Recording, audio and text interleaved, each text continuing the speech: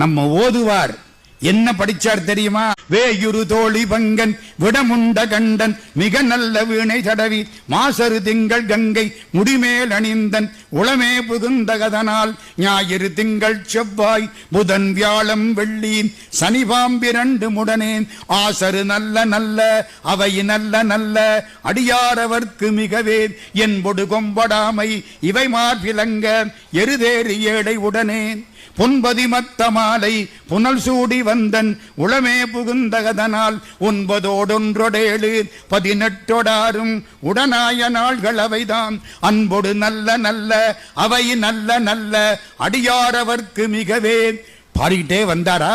12 மணி அடிக்க போகுது.